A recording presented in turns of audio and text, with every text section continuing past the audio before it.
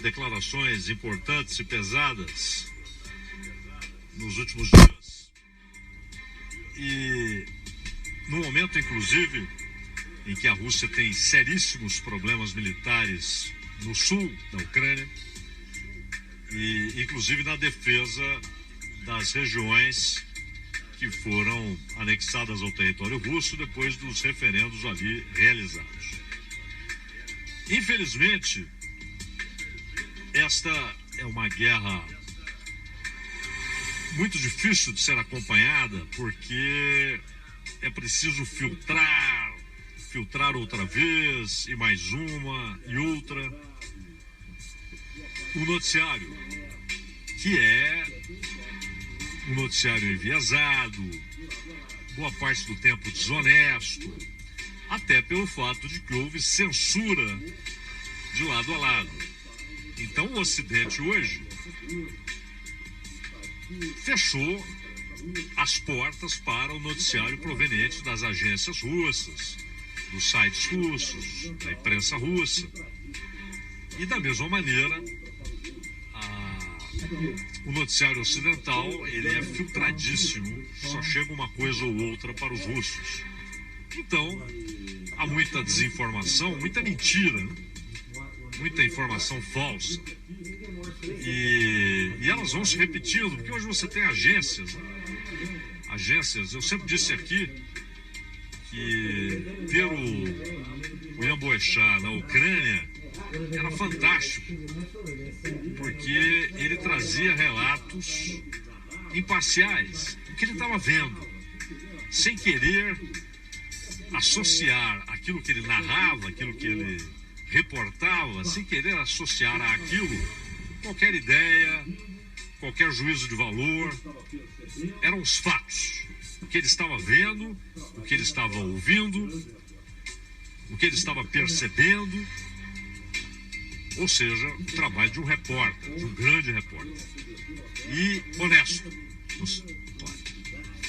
Eu disse aqui na época, né, como é bom ver uma cobertura honesta, onde há tanta mentira, desonestidade, tantas informações falsas. E isso já não surpreende, né? Quando a imprensa americana, que era uma espécie de referência em termos de bom uso da liberdade, tornou-se isso aí que é hoje, uma imprensa que esconde notícia para beneficiar candidatos, uma imprensa que mente para beneficiar políticos de estimação, amigos, próximos, ou que naquele momento representam as bandeiras que predominam nas redações das grandes empresas de comunicação e nos gabinetes absurdamente ricos de seus donos, né? Ricos, riquíssimos. Então, a guerra também, há aquela máxima que não tem a origem determinada com exatidão, né? Há muitos autores a quem já se acreditou a história de que a primeira vítima da guerra é a verdade. Mas nesse caso, não é só que mentiras começaram a ser relatadas. A mentira tornou-se o centro do noticiário a respeito dessa guerra. Inclusive sobre episódios militares, disputas por esse ou aquele lugar.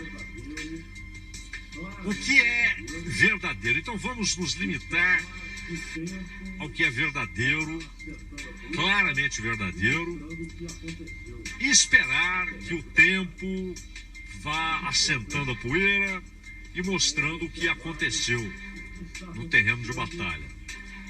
Mas o importante é observarmos o que está acontecendo com muita profundidade. São acontecimentos profundos, sérios, com consequências mundiais.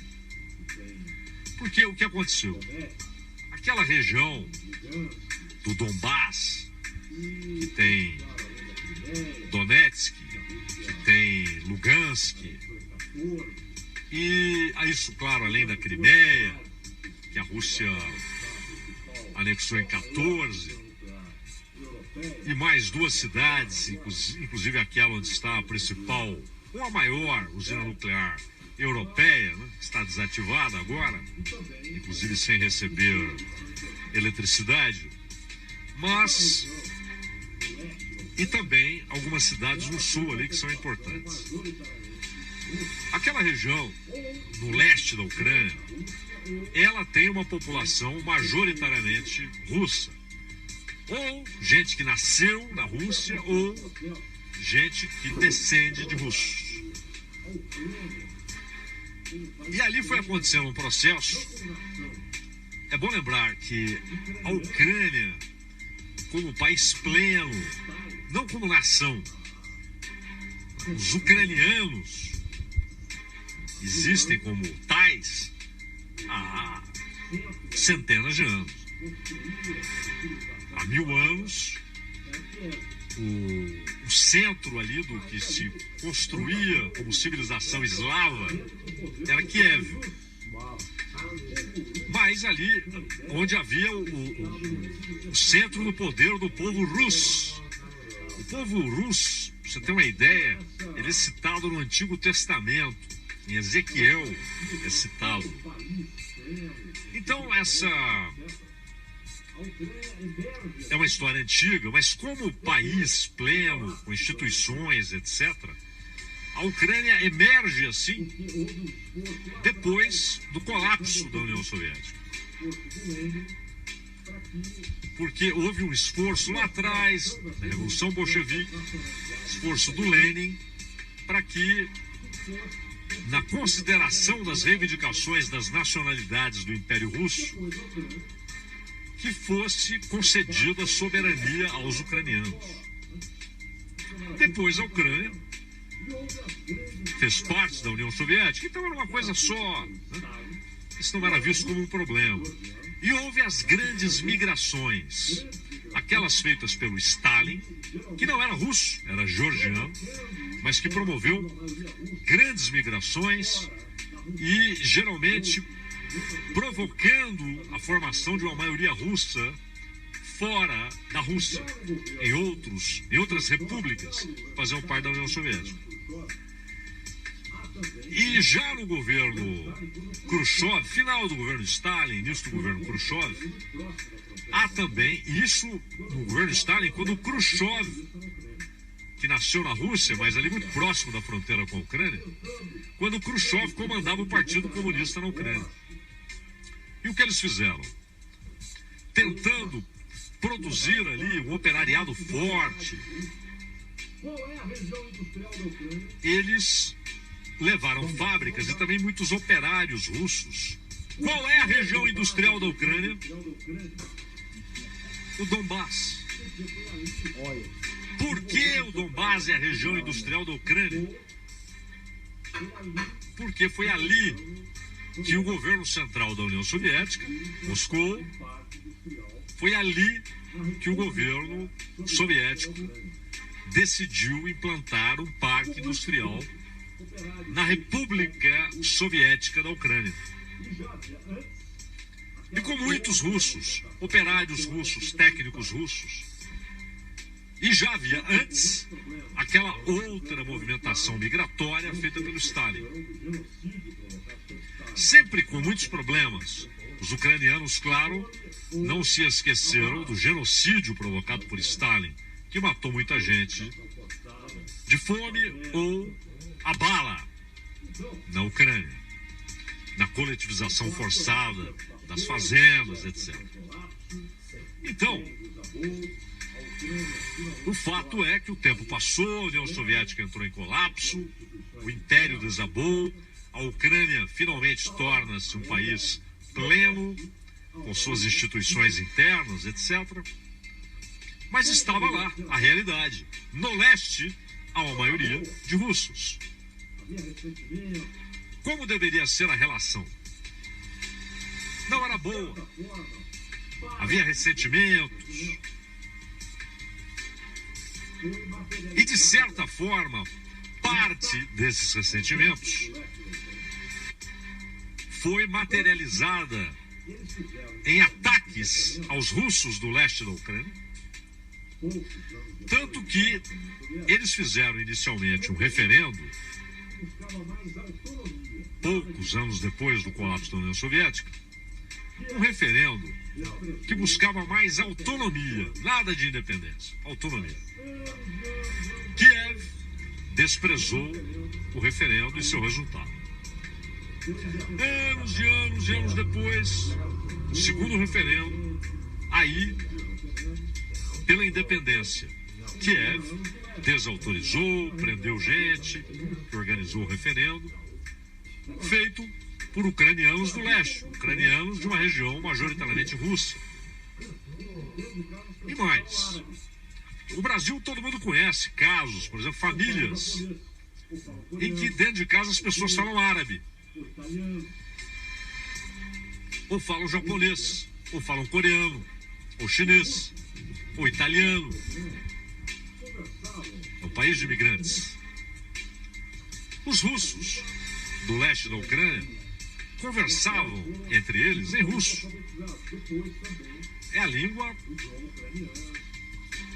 com a qual eles foram inicialmente alfabetizados, depois também no idioma ucraniano. E o que aconteceu? O governo central, o governo de Kiev, proibiu o ensino do russo nas escolas, proibiu livros divulgados em russo. E aí, isso leva à formação de grupos armados de autodefesa, porque as pessoas eram agredidas ali por forças ucranianas. Inclusive, pelo batalhão, hoje regimento, que grande parte da imprensa ocidental tratava como grupo abominável, nazista, e depois começou a dizer, não, acho que nem existe, né? Que é o Azov. O Putin aproveitou-se disso para enviar ajuda paramilitar. Soldados travestidos de civis, a paisana e armas para apoiar um movimento que claramente era de secessão, embora falasse em autonomia. E aí vem 14, a Ucrânia tem ali uma desestabilização que leva à queda do governo, fala em unir-se à União Europeia e à OTAN. A resposta do Putin é tomar a Crimeia, que era antes russa, a Crimeia era russa, não estou nem falando soviética, russa, e foi um presente do russo, porém muito ucraniano durante a sua vida, viveu na Ucrânia, comandou o Partido Comunista na Ucrânia, nasceu muito próximo da Ucrânia, o Nikita Khrushchev, que presenteou a Ucrânia com a Crimeia, mas ali era tudo uma coisa meio simbólica, porque era tudo União Soviética, né? Os navios no Mar Negro eram navios sob comando de Moscou e não sob comando de Kiev, é óbvio. Então, Sebastopol nunca foi entregue, exatamente por isso, pela importância militar e estratégica. Mas vamos lá. Com a invasão da Ucrânia pelas tropas russas, vai se criando um ambiente para a declaração de que aquela é uma região independente. Porém, a Rússia já havia feito essa declaração antes da guerra. Estão lembrados? Antes de invadir a Ucrânia, a Rússia já havia oficialmente reconhecido a autonomia, a independência, mais do que a autonomia, do Donbass, Donetsk e Lugansk. As duas grandes regiões industrializadas, ricas. E para o poder russo, para o establishment russo, para os ideólogos russos e do pan-eslavismo, a guerra começou em 2014, quando os Estados Unidos promoveram um golpe de Estado. São especialistas, né, em golpes de Estado. E passaram a ter uma influência gigantesca nas Forças Armadas, no Ministério do Interior, ou seja, na polícia política, no governo ucraniano e nas manifestações na região ocidental. E para a Ucrânia, independentemente de todo esse cenário, ela tem uma realidade indiscutível. O seu território foi invadido. E não foi invadido com gente portando flores, mas gente que entrou para matar e morrer. É uma invasão clássica, indiscutível.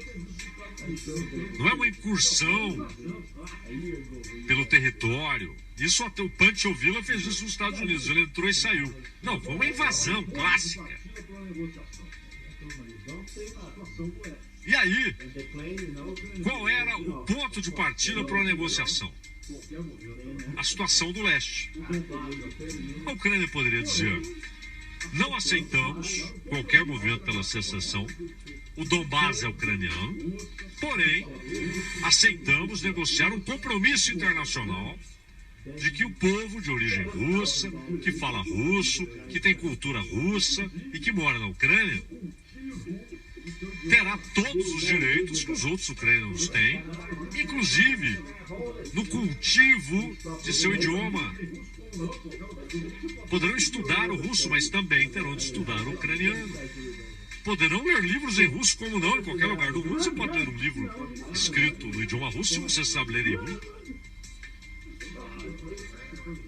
Pensou que formidável poder ler o Tolstói no original? Formidável, né? Deve ser formidável.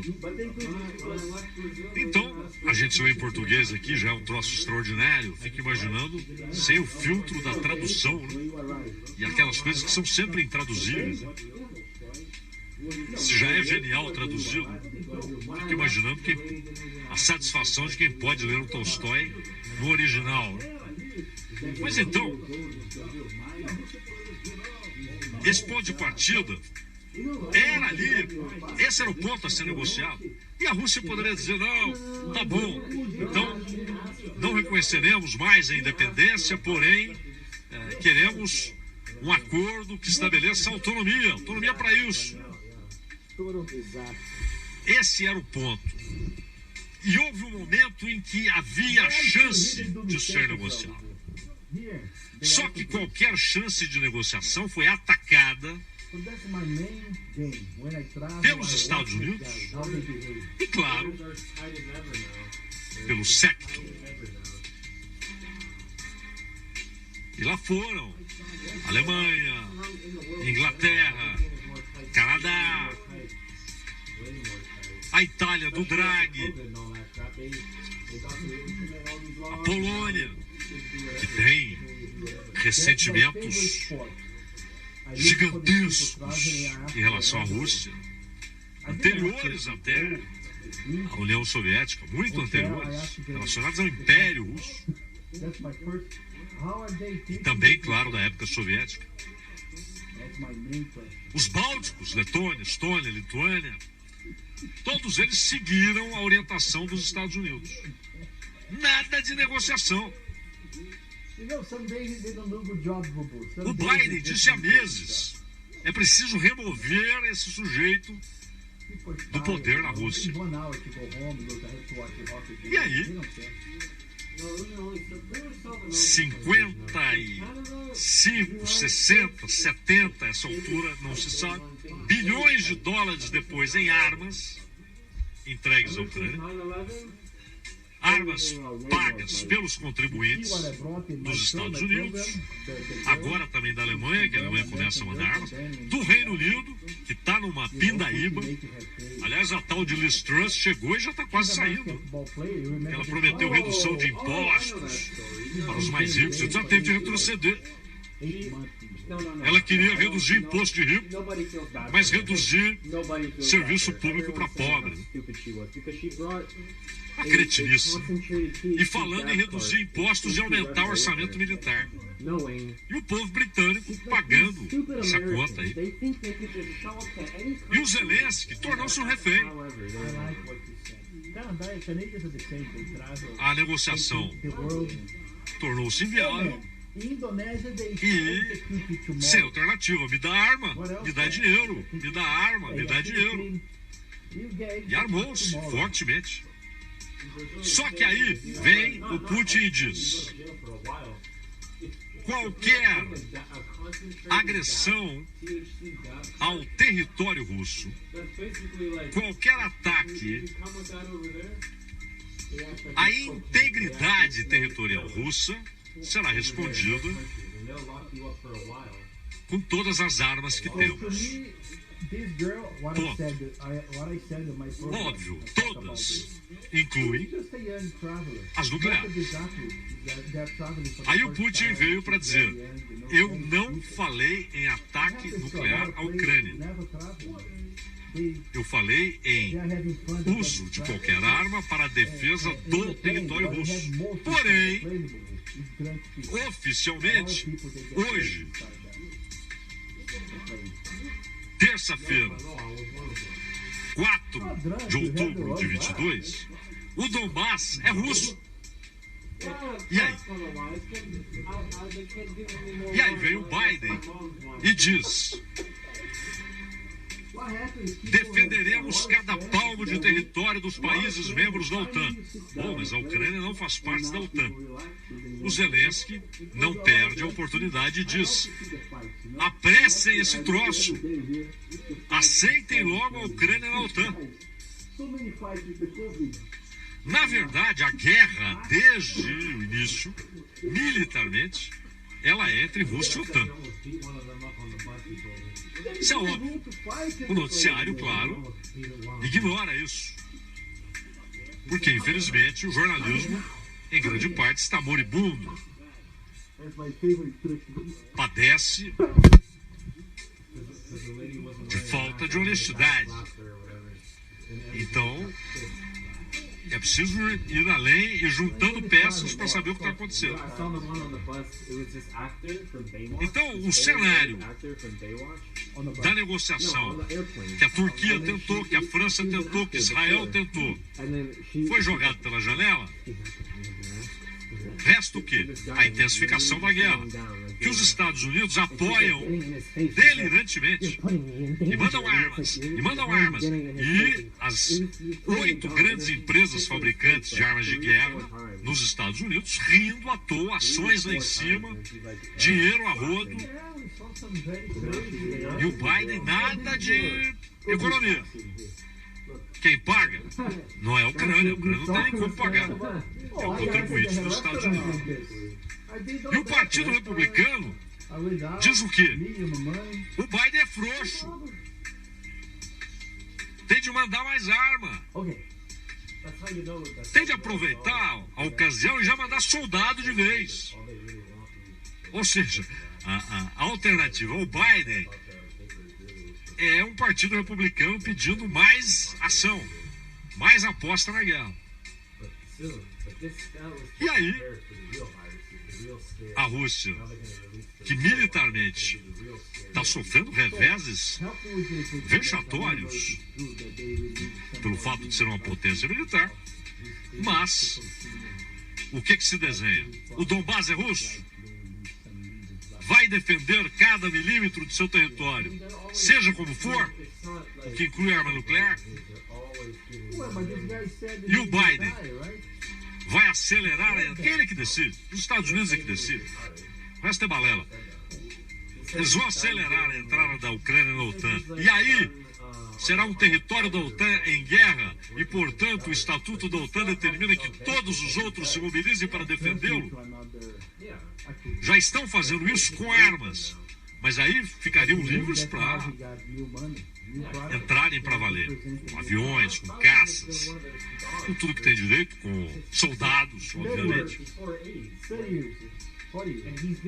Então, não é um cenário, digamos, tranquilizador. Não é. Não é tranquilizador. E é bom lembrar que tudo isso acelerou o abraço sino-russo. China e Rússia.